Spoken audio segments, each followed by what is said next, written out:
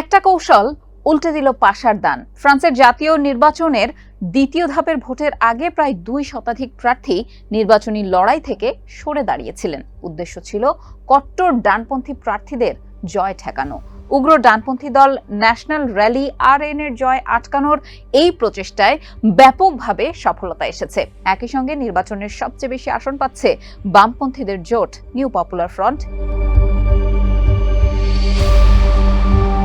প্রথম দফার নির্বাচনে উগ্র ডানপন্থীরা সংখ্যাগরিষ্ঠতা পাওয়ার পর বামপন্থী নিউ পপুলার ফ্রন্ট থেকে প্রথম দফার ভোটে তৃতীয় হওয়া প্রার্থীদের সরে দাঁড়ানোর নির্দেশ দেওয়া হয়, যাতে মধ্যপন্থীরা ডানপন্থীদের হারাতে পারেন।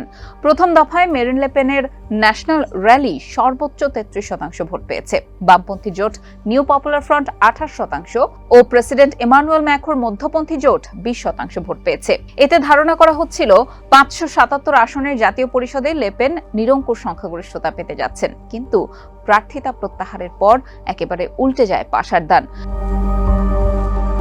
বিবিসির একটি প্রতিবেদন বলছে, বামপন্থী NFP জোট 182 আসন পেয়েছে। সেক্ষেত্রে বাম জোটকে সরকার গঠন করতে হলে অন্যদের সমর্থন নিতে হবে। তাতে ঝুলন্ত পার্লামেন্ট গঠনের সম্ভাবনাই বেশি। নির্বাচনে এনসেম্বল জোট 168 আসন এবং RN 143 আসনে জয়ী হয়েছে।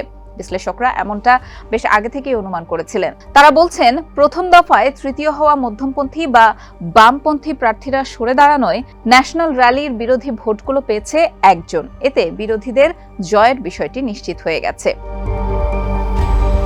বিরোধীদের এই কৌশলের সমালোচনা করেছেন ন্যাশনাল র্যালির প্রেসিডেন্ট ও সম্ভাব্য প্রধানমন্ত্রী প্রার্থী 28 বছর বয়সী জর্ডান বারদেলা। তিনি একে অপকৌশলের ভোট বলে উল্লেখ করেছেন।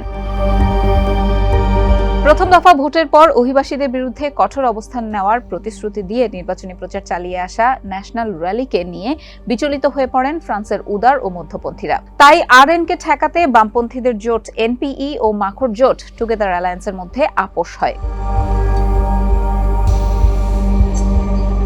প্রেসিডেন্ট মাখো গত 9 জুন আগাম নির্বাচনের ঘোষণা দেওয়ার পর সোশ্যালিস্ট, পরিবেশবাদী, কমিউনিস্ট ও কট্টর বামপন্থী দল ফ্রান্স আনবোয়ড পার্টি মিলে নতুন এই জোট গঠন করে। এই দলগুলো আগে একে অপরের সমালোচনা করত। দলগুলোর আদর্শ ও কর্মপদ্ধতির মধ্যে একটা বিস্তর ফারাক রয়েছে। তবে কট্টর ডানপন্থীদের সরকার গঠনের সুযোগ না দেওয়ার জন্য এই দলগুলো মিলে এই নির্বাচনী জোটটি গঠন করে। এই জোটের পক্ষ থেকে বর্তমান সরকারের পাশ করা পেনশন ও অভিবাসন বিষয়ক সংশোধিত আইন বাতিলের প্রতিশ্রুতি দেওয়া হয়েছে। সেই সঙ্গে অবৈধ অভিবাসীদের ব্যবস্থাপনা ও ভিসা আবেদনের বন্দোবস্ত করার জন্য একটি সহায়তাকারী সংস্থা গড়ে তোলার প্রতিশ্রুতি দেওয়া হয়েছে।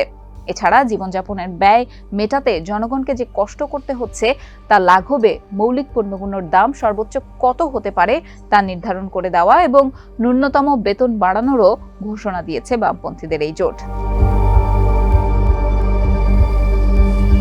ইউরোপীয় পার্লামেন্ট নির্বাচনে নিজ দলের ভরাডুবির পর রাজনৈতিক কৌশলের অংশ হিসেবে মাখো দেশটিতে আগাম নির্বাচনের ঘোষণা দেন।